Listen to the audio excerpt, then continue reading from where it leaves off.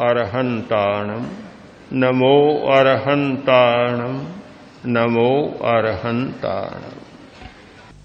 प्रेक्षा ध्यान की पद्धति में हमने 11 चैतन्य केंद्रों का उपयोग मुख्यतया किया है और भी करते हैं, पर प्रमुखता से 11 चैतन्य केंद्रों का प्रयोग किया है। कान उसमें नहीं लिया, पर कान भी बड़ा महत्वपूर्ण चैतन्य केंद्र है और हमने देखा कि कान पर ध्यान का प्रयोग कराने से नशे की आदतें बदल जाती है। भयंकर आदतें थी शराब की, तंबाकू की, कान पर ध्यान कराया गया और आदतें बिल्कुल बदल गई। जिनके लिए संभावना नहीं थी, घर के लोग विश्वास नहीं करते थे कि ऐसा हो सकता है। एक भाई हरिजन आया था शिविर में, डबाला मंडी पंजाब से, अच्छा मान्य व्यक्ति है, सरपंच रहा है, बहुत शराब पीता था, ध्यान का प्रयोग किया, शराब की आदत छूट गई, भयंकर आदत थी। उसका साथी आया, इस बार उसने कहा कि उसकी पत्नी ने कहलाया है कि मेरे घर का कल्याण हो गया। कोई उपदेश नहीं दिया, कुछ भी नहीं कहा कि तुम्हें यह छोड़ना है, केवल प्रयोग किया, आदत छूट गई। वह भी एक चैतन्य केंद्र है, पर हमने उसका भी प्रयोग नहीं किया। और भी बहुत सारे चैतन्य केंद्र हैं, पर 11 चैतन्य केंद्रों का इसने उपयोग किया है।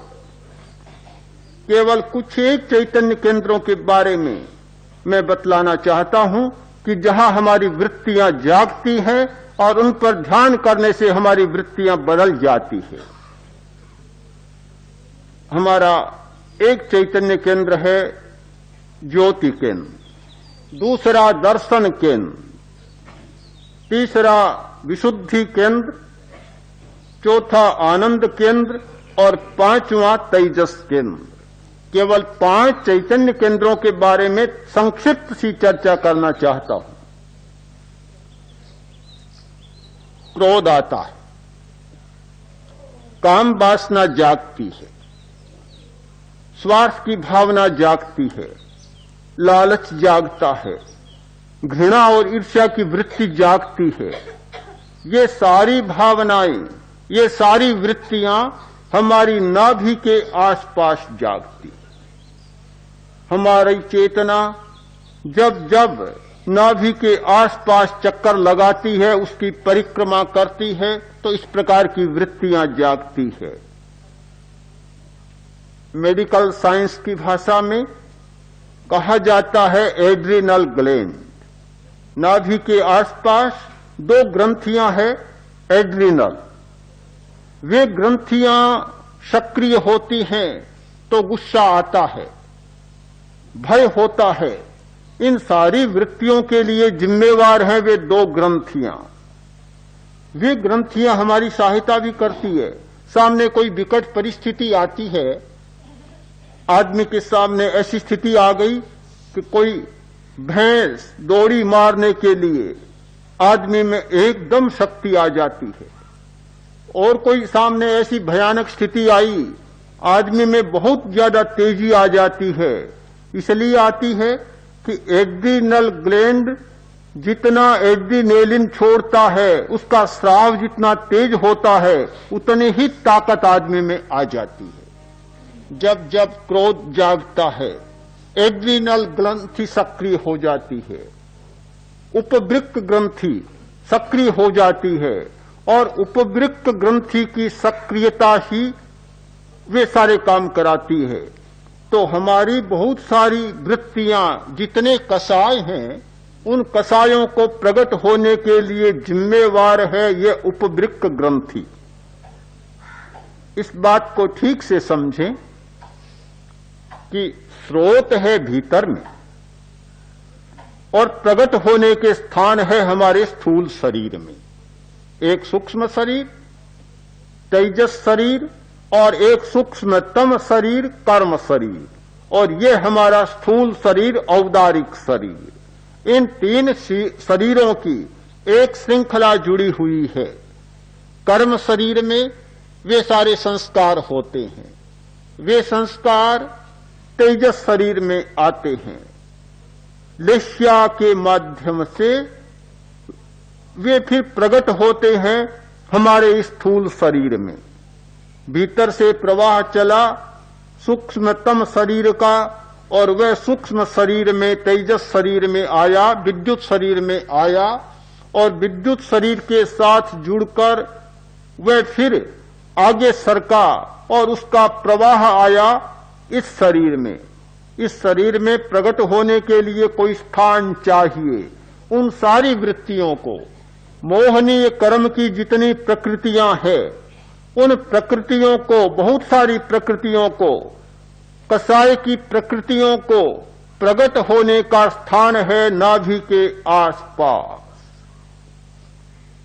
और काम की वृत्ति को प्रकट होने का स्थान है उसके नीचे थोड़ा सा गोनाड्स ग्रंथि है। गोनाड, वहां काम की वृत्ति प्रकट होती है। तो ये सारा का सारा खेल नाभि के आसपास होता है।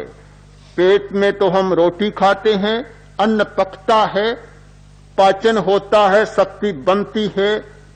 एक तो ये काम होता है पेट में, और पेट में दूसरा काम होता है सारी मूर्छा की वृत्तियों को जागने का। मूर्छा की वृत्तियां वहां प्रकट होती है। पर ये एड्रीनल ग्रंथि बेचारी जिम्मेवार नहीं। वह तो काम करती है, पर काम कराने वाला तो कोई दूसरा ही तंत्र है। उसके पास एक स्राव आता है। स्राव, शरीर शास्त्र की भाषा में स्राव, हार्मोन्स का स्राव, सिक्रेशन ऑफ हार्मोन्स होता है शरीर शास्त्र की भाषा में। और कर्म शास्त्र की भाषा में कह सकते हैं कर्म का विपाक, कर्म का रसायन, यानी अनुभाव बंध। अनुभाव बंध जो कर्म का विपाक होता है, वह स्राव आता है। उसके लिए जिम्मेवार है हमारा मस्तिष्क का अगला हिस्सा, शांति केंद्र, जिसे शरीर शास्त्र की भाषा में हाइपोथैलेमस कहा जाता है। वह हिस्सा है जिम्मेवार, वह सारा नियंत्रण करता है। वहां से हमारी जो एक ग्रंथि है पीनियल, जिसे ज्योति केंद्र कहते हैं, पीनियल ग्रंथि, वह ग्रंथि सारा नियंत्रण करती है स्रावों का। छोटा बच्चा होता है, उसमें कोई विकार नहीं होता, कोई वासना नहीं होती। 5 वर्ष का, 7 वर्ष का, 8 वर्ष का, 10 वर्ष का बच्चा, इसका कारण है कि उसकी वह ये ग्रंथि, अंतर्दृष्टि की ग्रंथि, तृतीय नेत्र उस बच्चे का जागृत होता है। और जब तक ये ग्रंथि जागृत होती है, तब तक यौन हार्मोन्स का स्राव नीचे नहीं हो सकता। काम वासना पैदा करने वाले रसों का नीचे क्षरण नहीं हो सकता। यह ग्रंथि उसका नियंत्रण करती है। और जब यह ग्रंथि निष्क्रिय हो जाती है, तब काम के रसों का स्राव नीचे होना शुरू होता है। बच्चा होता है, उसकी अंतर्दृष्टि जागरूक होती है, जागृत होती है। इसीलिए हम कहते हैं, छोटा बच्चा कोई बात कहता है, लोग ध्यान देते हैं कि बच्चे की बात है, ध्यान देना होगा, बच्चे की बात है। बड़ा हो गया, बात समाप्त हो जाती है। कारण यह ग्रंथि उसकी निष्क्रिय हो जाती है।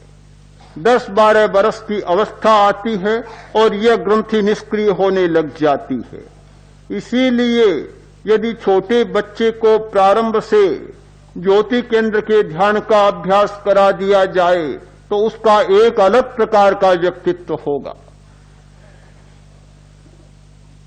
सारा नियंत्रण इनके हाथ में है, पीनियल के हाथ में। और पीनियल का फिर काम करती है पिट्यूटरी, दर्शन केंद्र। यह नियंत्रण करती है। ये नियंत्रण करने वाली 2 ग्रंथियां हैं। तो ये ग्रंथियां जब वे काम के स्राव नीचे भेजती हैं, क्रोध के स्राव नीचे भेजती हैं, उत्तेजना और लालच के स्राव नीचे भेजती हैं, तो बेचारी एड्रिनल को वह काम करना पड़ता है। नौकर है, कर्मचारी है, पर हमेशा दुनिया में यह रहा है मालिक नहीं पीटा जाता, नौकर पीटा जाता है। और कभी कभी तो ऐसा होता है कि मालिक नहीं, मालिक की गाय भैंसें भी पीट ली जाती है। मालिक के साथ कोई बस नहीं चलता तो उसकी गाय को भी पीटा जाता है, भैंस को भी पीटा जाता है, और बैर सारा उन पर ही निकाला जाता है। तो एड्रिनल का अपने आप में कोई दोष नहीं, सारा नियंत्रण यहां से हो रहा है। हम ध्यान दें, साधना करने वाले लोग, ध्यान करने वाले कि तेजस केंद्र पर ध्यान करना है, तेजस केंद्र को सक्रिय करना है, जागृत करना है, उसे जगाना है। पर इस बात से सावधान रहें, कोरा तेजस केंद्र पर ध्यान नहीं करना है, अन्यथा बहुत खतरा बढ़ जाएगा।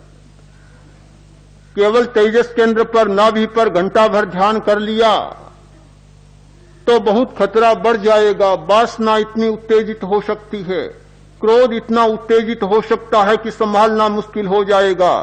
एक भाई मेरे पास आया, आकर बोला मेरी वृत्तियां बहुत अच्छी थी, वासना भी मुझे इतनी नहीं सताती थी, किंतु मैंने ध्यान शुरू किया, उल्टा काम हो गया, वासना भयंकर सताने लग गई। जीवन में जो कल्पना नहीं की मैंने, उस प्रकार की वृत्तियां मेरी जाग गई, गुस्सा बहुत बढ़ गया। चला था नहाने के लिए और कीचड़ से और भर गया, क्या करूं? मैंने पूछा ध्यान कहां करते हो? कि नाभि पर करता हूं। किसने बताया? कि पुस्तक में पढ़ा था कि नाभि पर ध्यान करना बहुत अच्छा होता है। ने कहा तुमने अन्याय किया ये तो पढ़कर। नाभि पर ध्यान करना अच्छा तो है, आवश्यक भी है। प्राण शक्ति को जगाने के लिए तेजस केंद्र का साधना बहुत जरूरी भी है, किंतु कोरा तेजस केंद्र पर ध्यान किया जाए और विशुद्धि केंद्र का पालन न किया जाए तो वह दवा जिसका अनुपालन ठीक न हो, पथ्य ठीक न हो, तो वह दवा और खतरनाक बन जाती है। जब तेजस केंद्र पर ध्यान किया जाए तो जरूरी है कि विशुद्धि केंद्र पर उससे ज्यादा ध्यान किया जाए, तब तो तेजस केंद्र का विकास होगा और उसके साथ साथ जो उत्तेजना पैदा होगी वह विशुद्धि केंद्र के द्वारा फिर शांत हो जाएगी। और कोरा ध्यान किया गया इसका मतलब है कि सांप को सीधा ही छेड़ लिया हमने, सिंह को सीधा पकड़ने का प्रयत्न किया, सांप को भी पकड़ा जाता है, सिंह को भी पकड़ा जाता है, बस में किया जाता है, किंतु सीधा गुफा में जाकर और सिंह को फुफकारे, कोई सिंह को उत्तेजित करे, ये पकड़ने का कोई तरीका नहीं होता है। तो इन रहस्यों को जानना भी हमारे लिए बहुत जरूरी है कि चैतन्य केंद्रों के साथ काम करना, उनको साधना भयंकर बात भी है, खतरे की बात है और बहुत कल्याण की बात भी है। यदि हम ठीक पद्धति को जान लें, विधि को जान लें तो बहुत लाभदायी है, और विधि को न जाने तो बहुत बड़ा खतरा भी है।